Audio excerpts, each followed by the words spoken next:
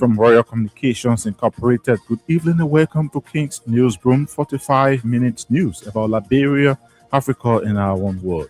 Today is Thursday, January 29, 2026, and I'm Sherman Dia presenting. In the headlines, Bombay County Senator Eden Snow writes, Senate to invite Labour Minister Okra for clarity on President Joseph Boakai's 70,000 job creation. As the State of the Nation address receives more condemnations across the country. Government of Liberia breaks grounds to construct a modern complex for the Ministry of Justice of Capitol Hill. Justice Minister Osuatoye describes it historic milestone for Liberia's justice and security sectors. And also in the news tonight, Liberia National Tourism Authority suspends budgetary activities, urges pageant organizers, promoters, and affiliate entities to comply with new set standards. Away from home, sustained heavy gunfire and loud explosions have been heard in Niger near the international airport outside the capital. Passengers' flights between Ethiopia's capital Addis Ababa and cities in the northern Tigray region have been cancelled amid fears of a return to conflict, reports of clashes in one area. These plus the news bulletin, voices of those making the news at our package. We'll take a short break to be right back.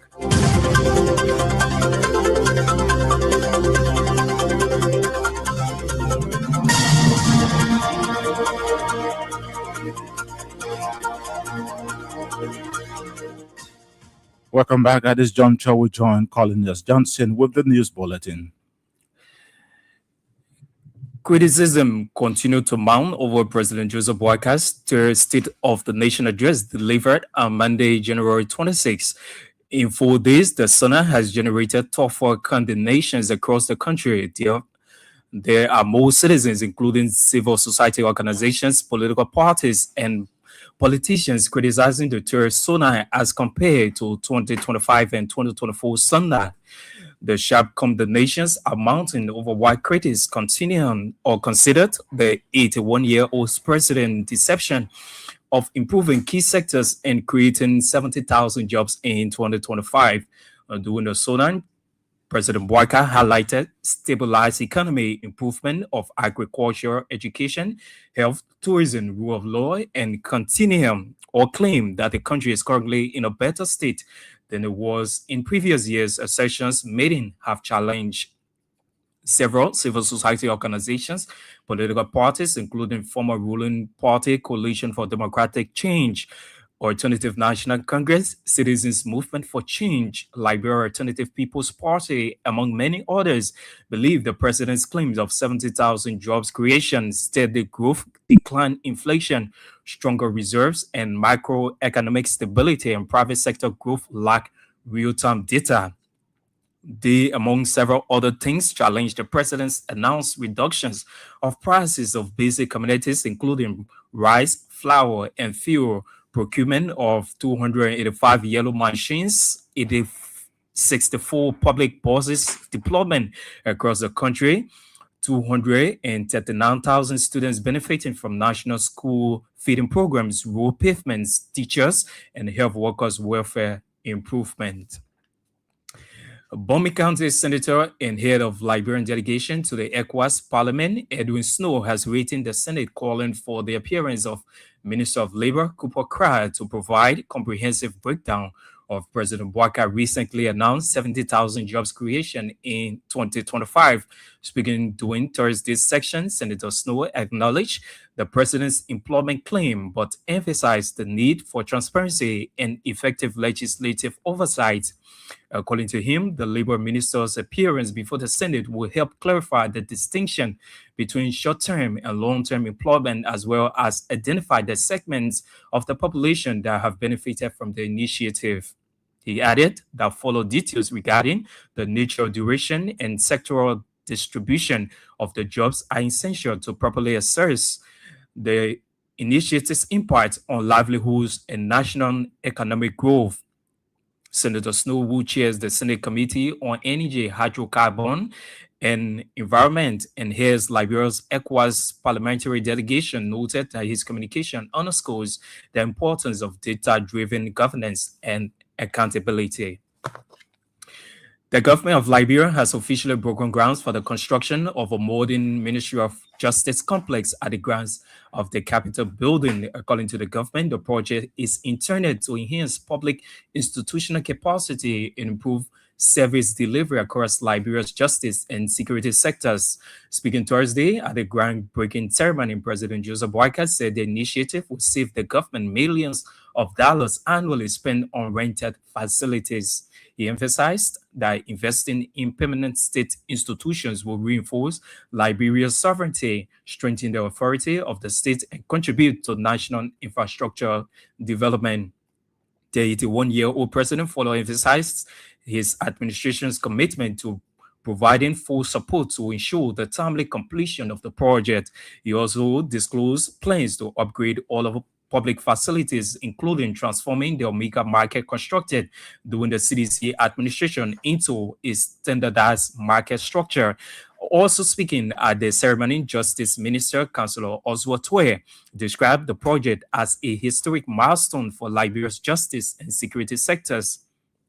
He revealed that 20 million United States dollars have been secured for the construction of the Justice Complex, adding that it underscores the government's commitment to long-term infrastructure investments aimed at improving public service delivery. When completed, the Ministry of Justice Complex will host other institutions, including the Liberia Drug Enforcement Agency, Liberia National Fire Service, and the Liberia Immigration Service. The Liberia National Tourism Authority has announced an immediate halt to all pageants and pageantry-related activities across the country.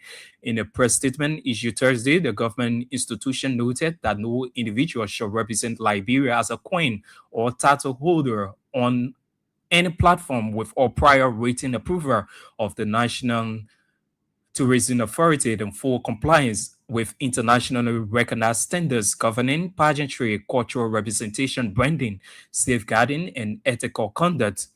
The statement added that all pageant organizers are thereby or hereby notified that the issuance of permits to institutions and organizations is suspended with immediate effect, adding that the suspension will remain in force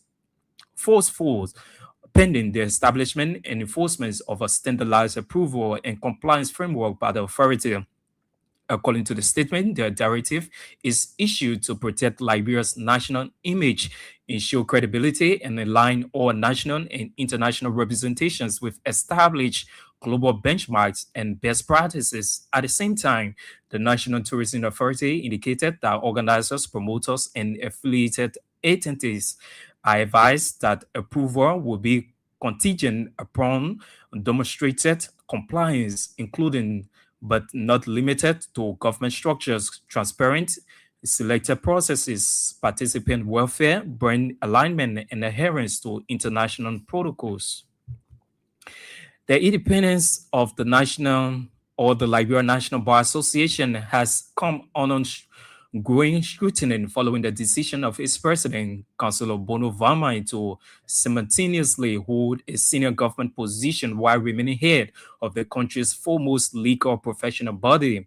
Councillor Vama currently serving as chairperson of the Law Reform Commission, a statutory government institution tasked with reviewing and proposing reforms to Liberia's legal framework, also occupies the office of the president of the Liberia National Bar Association, an organization widely regarded as an independent civil society or institution and a critical watchdog on issues of the rule of law, constitutionalism, and human rights. The situation has sparked disagreement among legal practitioners and civil society organizations who think the Councillor Vaman dual role places the LMBA in a position of potential conflict of interest, political influence and undermines its credibility as an independent advocate capable of holding government accountable. The Bar Association has played a central role in challenging abuses of power, defending institutional principles, and speaking out against violations of legal and human rights by the state. Critics are pointing out that the LMBA's own constitutions discourages its elected leadership from holding government positions while serving in office. This provision is intended to safeguard the bar's independence, neutrality, and moral authority, particularly in situations where government actions may require legal scrutiny or public criticism. At the same time, the Law Reform Commission operates within the executive branch of government and its chairperson functions honoring government policy direction. Observers argue that occupying such a position while leading the LMBA creates both actual and perceived conflicts of interest, especially when legal reforms, constitutional interpretations, or government conduct become subjects of public debate. In many jurisdictions, best practices in legal governance and professional ethics require leaders of the independent legal bodies to resign from their positions upon accepting political or executive appointments. Such measures are widely viewed as necessary to protect institutional integrity and ensure transparency and maintain public confidence. The Center for Media Studies and Peace Building in Liberia Executive Director Malcolm Joseph has confirmed Liberia's commitment to transparency, accountability, and democratic governance, emphasizing the critical role of access to public information in empowering citizens and strengthening state institutions.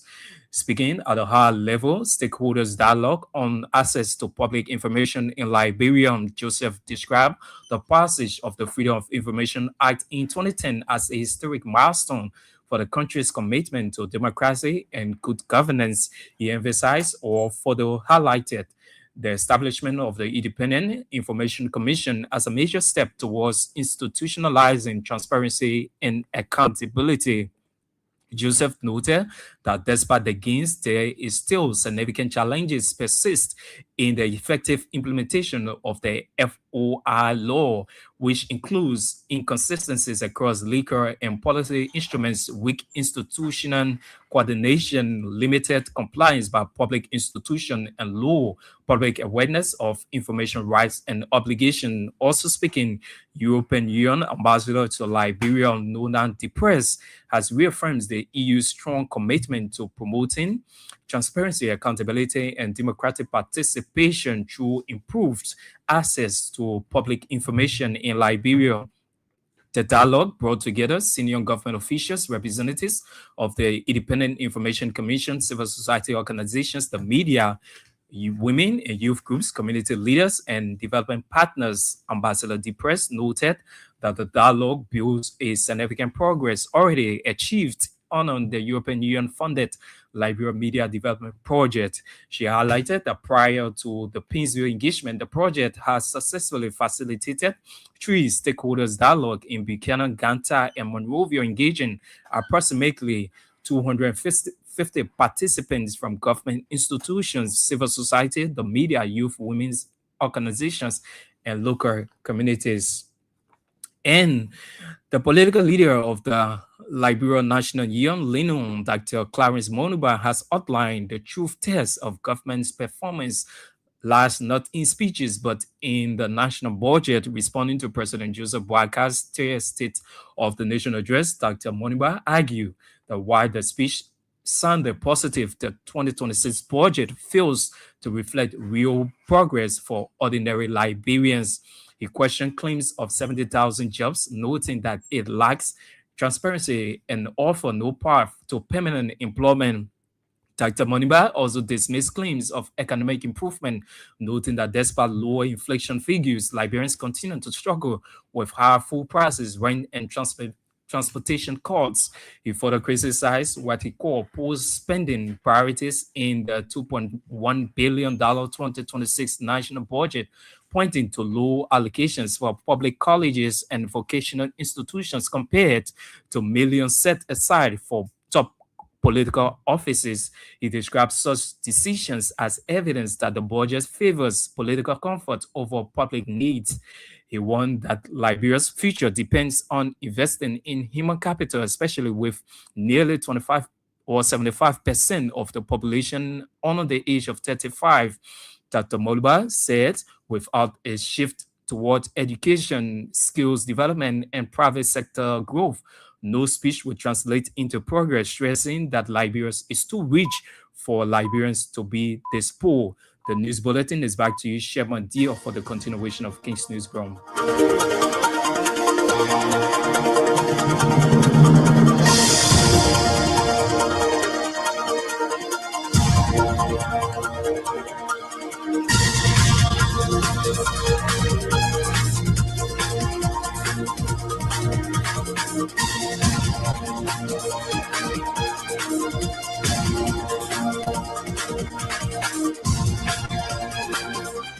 Colonel Johnson with the News Bulletin. The News Bulletin is a regular feature on King's Newsroom. A reminder you're listening to King's Newsroom, 45 minutes news about Liberia, Africa in our one word. Stories we following tonight. Broom County Senator Edwin Snow writes Senate to invite Labour Minister Kubo Kra for clarity on President Joseph Boakai's 70,000 job creation. As their State of the Nation address receives more condemnations across Liberia. Government of Liberia breaks grounds to construct a modern complex for the Ministry of Justice up Capitol Hill. Justice Minister also atoid describes it historic milestone for Liberia's justice and security sectors.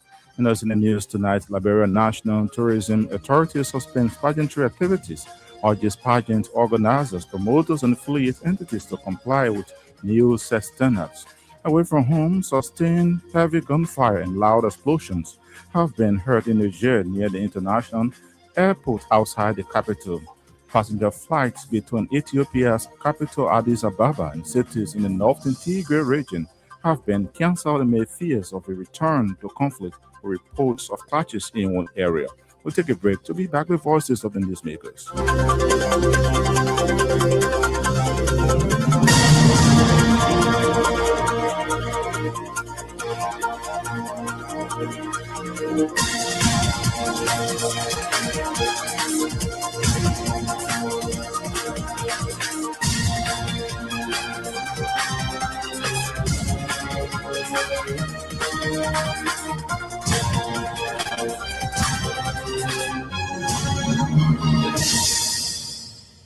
Welcome back and thanks for being there. Broom County Senator and head of Liberian delegation to the ECOWAS Parliament, Edwin Snow, has written the Liberian Senate calling for the appearance of Minister of Labour Kubo Kra to provide comprehensive breakdown of President Joseph Boakai recently announced 70,000 jobs creation in 2025.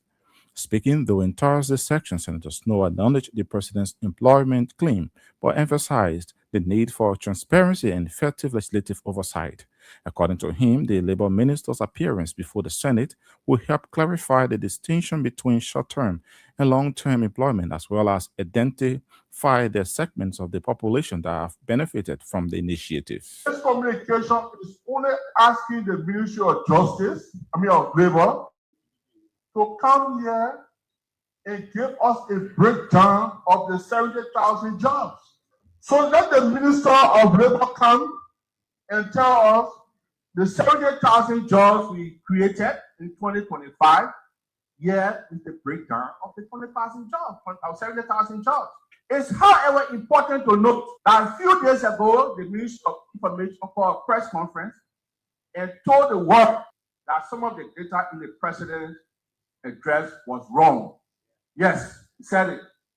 So this Senate or this legislature must have the courage, the spirit, and the balls to call on the president to either resubmit his report to this legislature. Right now, the spirit. Already,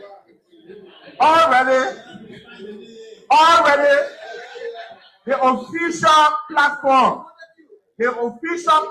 of the government has informed us that the president's report to the legislature was based on falsehood, that the information in there was wrong. So, tell him, man, can you show me to my job? I mean, the point nobody from the fire is like a cherry squad, man. It's like you can't do that job, man. Oh, you want a cherry squad? No, you got 15 more seconds. No point, but he's just telling my 15 seconds.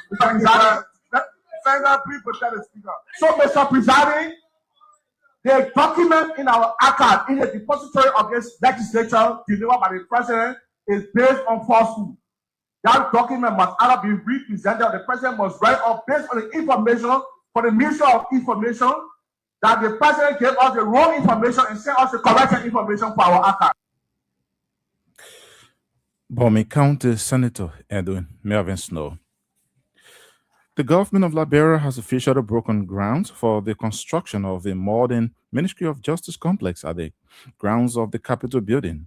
According to the government, the project is intended to enhance public institutional capacity and improve service delivery across Liberia's justice and security sectors. Speaking Thursday at the groundbreaking ceremony, President Joseph Boakai said the initiative will save the government millions of dollars annually spent on rented facilities. It's the present moment for us to build a building that will represent our country, a public building in which offices will be structured for the purpose, where records can be kept. Minister will find the convenience of, because when you take a rented building, you're trying to make it what you want. But when you build a building, you build it according to the purpose of the building. And so record keeping and everything, people work in convenient environment, they work better. So we're very happy that this is happening today. So we're going to do with many others. We already planned even the Omega market. We're going to transform it to be what it's supposed to be what it's supposed to be, so that the whole red light there will be decongested. So I want to say to our technical people and the minister, thanks for the idea. And we are willing to support ideas that put our country on the map positively. We have always been respected for who we are, and we will continue to seek that leadership as a country that is the oldest republic. And these are the things that represent us. We're going to have a building that is going to be good, going to be very, very practical in terms of the purpose, and they're going to be convenient. And I'm sure the Minister of Finance has guaranteed the funding. And this is why it's necessary that our resources are protected. A lot of resources been leaking out of this country, benefiting other people. We say we own the country, but all the houses owned by people. We got to rent from the people. All the good cars are from people. Then what do you own? We have to make Liberia for Liberians to enjoy Liberia. Also speaking at the ceremony, Justice Minister Councillor Uswa Toyle described the project as a historical milestone for Liberia's justice and security sectors.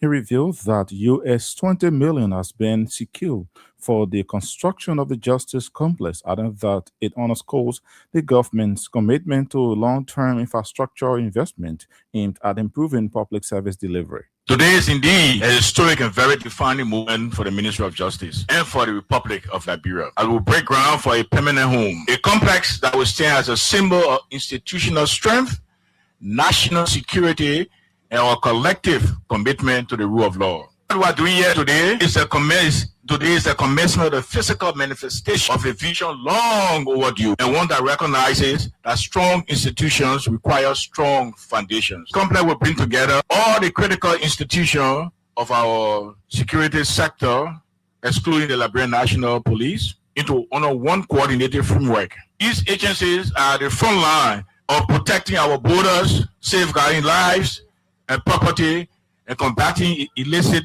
activities that threaten public safety and national stability.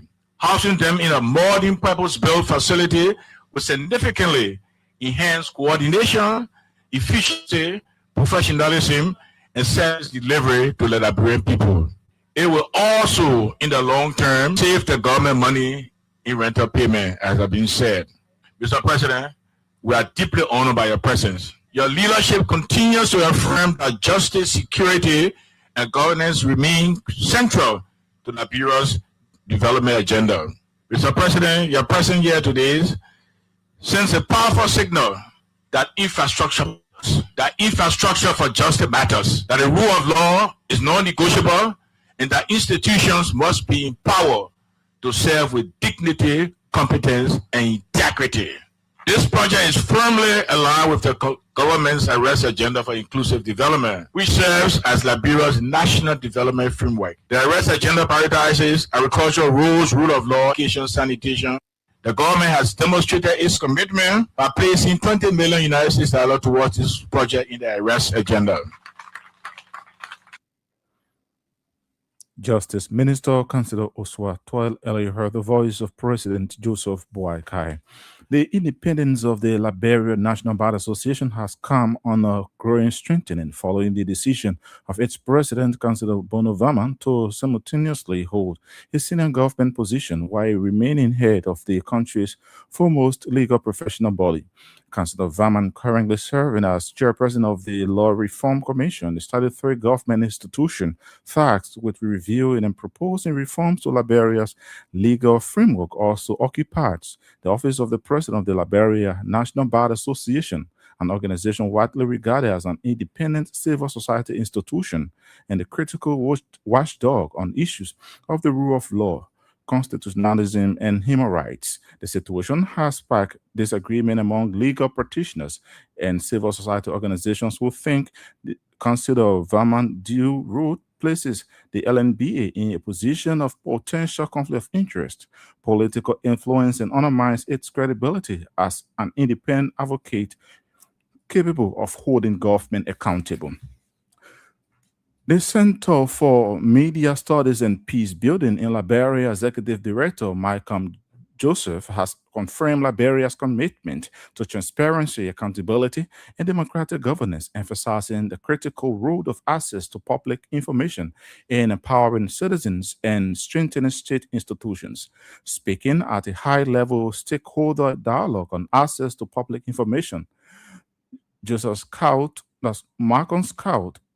Malcolm Joseph described the passage of the Freedom of Information Act in 2010 as a historic milestone for the country's commitment to democracy and good governance. In Liberia, the passage of the Freedom of Information Act in 2010 and the establishment of the Independent Information Commission marked significant milestones towards promoting open governance and empowering citizens to participate meaningfully in public affairs. Despite these advancements, persistent challenges remain in the effective implementation of the Liberia Freedom of Information Law. These challenges include inconsistencies across legal and policy instruments, weak inter-institutional coordination, limited compliance by public institutions, capacity gaps, and low public awareness of information rights and obligations. As a result, civil society actors, journalists, and citizens often encounter barriers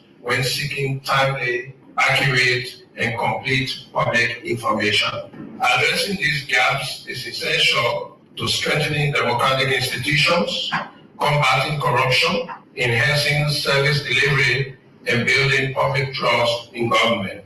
It is against this backdrop that the Center for Media Studies and Peace Building, in collaboration with the Independent Information Commission, is convening this high-level stakeholder dialogue on access to public information in Liberia. This dialogue is being held under the theme under the Liberia Media Empowerment Project that is being implemented by Internews with funding support from the European Union. Retrospecting the Liberia Media Empowerment Project, it is an EU-funded initiative through Internews designed to strengthen the media's role in promoting good governance, accountability, human rights, and democratic participation. The project supports efforts aimed at improving the legal, institutional, and operational empowerment for independent media and access to information in Liberia, while at the same time fostering constructive engagements between state institutions the media, and civil society. Within this framework, this stakeholder dialogue serves as a strategic platform to advance policy coherence, reinforce institutional collaboration, and promoting reforms that enhance public access to information as a democratic right. Also speaking, European Union Ambassador to Liberia, Nona de Press, has reaffirmed the EU's strong commitment to promoting transparency, accountability, and democratic participation through improved access to public information in Liberia.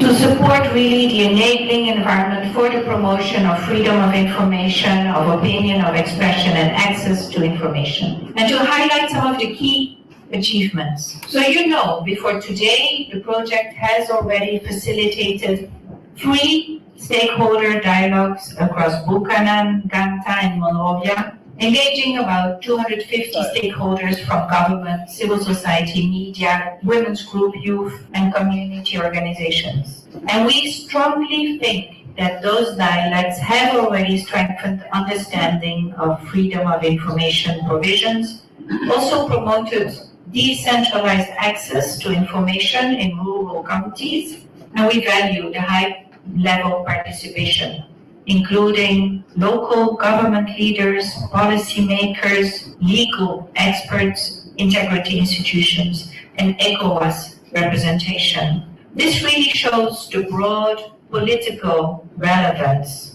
We also value very much the collaboration between civil society and the Independent Information Commission. We also think that this collaboration between government institutions and civil society has also increased awareness on freedom of information. I want to emphasize the words of Malcolm Joseph, the important principles that the European Union stands for everywhere in the world and also here in Liberia. Head of European Union delegation to Liberia, Ambassador Northern the Press, earlier heard the voice of the Center for Media Studies and Peace Building Executive Director Malcolm Joseph. Hey, reminder, you're listening to King's Newsroom, 45 minutes news about Liberia, Africa, in our one word. Stories we follow in tonight. Broom County Senator Edwin Snow writes Senate to invite Labour Minister Kubokra for clarity on President Joseph Boakai's 70,000 job creation, as the State of the Nation address received more condemnations across Liberia. Government of Liberia breaks grounds to construct a modern complex for the Ministry of Justice up Capitol Hill. Justice Minister Osatwa describes a historic milestone for Liberia's justice and security sectors. Liberia National Tourism Authority suspends pageantry activities, urges pageant organizers, promoters, and affiliate entities to comply with new set standards. Away from home, sustained heavy gunfire and loud explosions have been heard in Niger, near the international airport outside the capital. Passenger flights between Ethiopia's capital Addis Ababa and cities in the northern Tigray region have been cancelled amid fears of a return to conflict with reports of clashes in one area. We'll take a break to be back with more voices in our foreign news.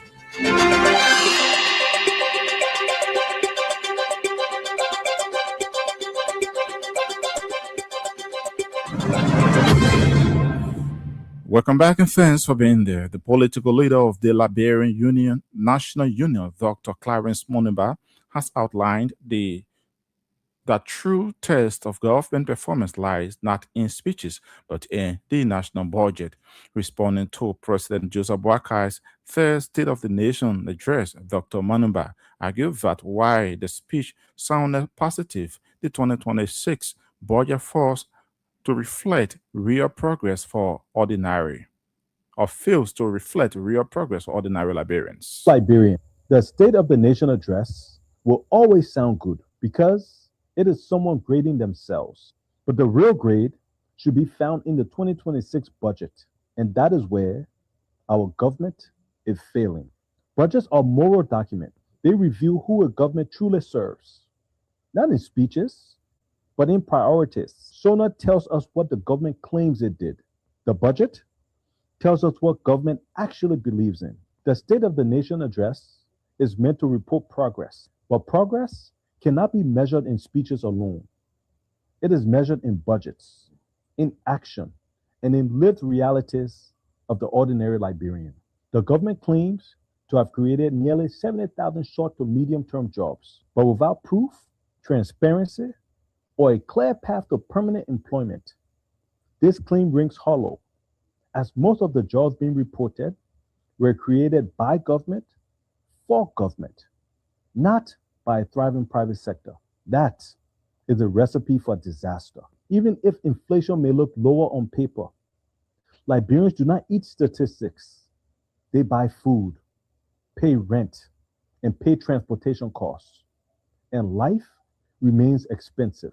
Even if farmers receive some support, in some schools receive computer labs, mechanized farming, storage, and processing remain largely absent.